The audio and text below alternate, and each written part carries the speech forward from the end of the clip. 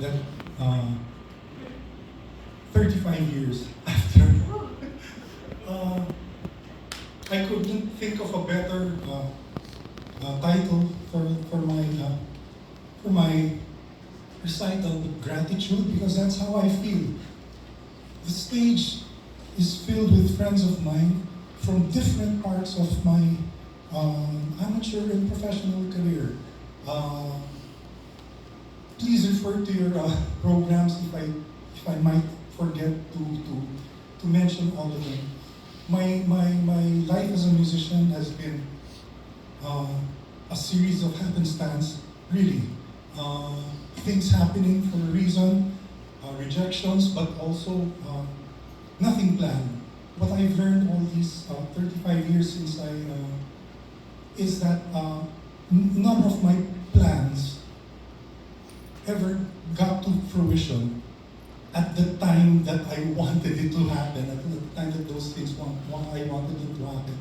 It was always because of the Lord really bringing me in and out of things. No plans have really have come to fruition, like I said, at the time that I wanted to. And now suddenly, after my UP student number is 83-47119. So 83 ako pumasok sa College of Music. 1987 din ako umalis dahil kay Jojo Velasco. Kasi madrigal kami nun, then we were sent by Ma'am OA. Sabi niya kay Jojo, form a male octet. Sabi niya, pupunta kayo ng Amerika.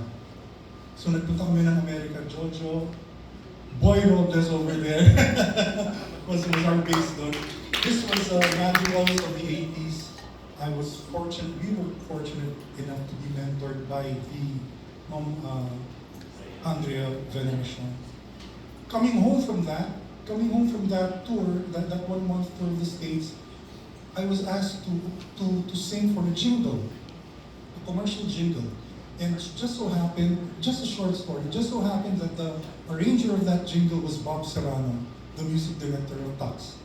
And I was fresh out of Madrigal, I was a sight reader, and he asked me, Monet, would you like to audition for the Tux? Sabi ko, yeah, sure, what is that? I didn't know what Tux was.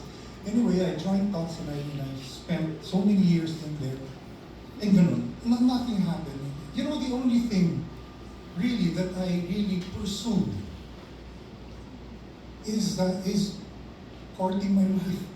There. There.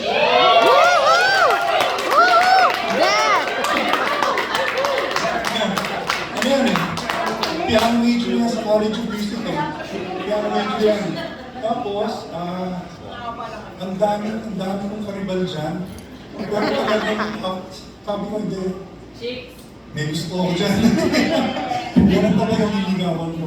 So, it was a 10-year courtship. It was a 10-year courtship from 1985, and we got married in 1995. Then another thing that really I fought for and was a conscious effort talaga is to build a family.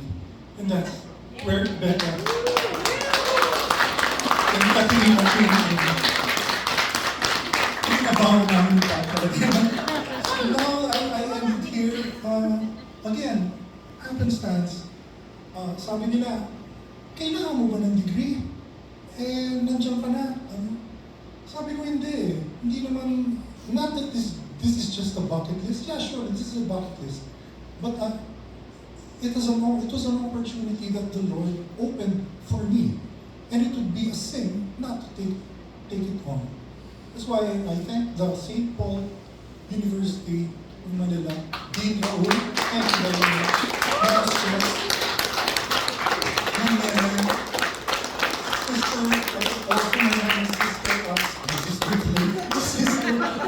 and Sister Therese, and my Paulinian education subject under Sister Flor Desa, which I took during the pandemic, and my most valued advisor, Professor George Hong. He's been so understanding and so nurturing, really.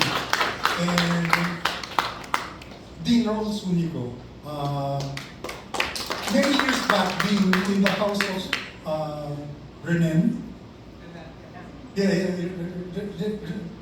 Renan in Las Marinas.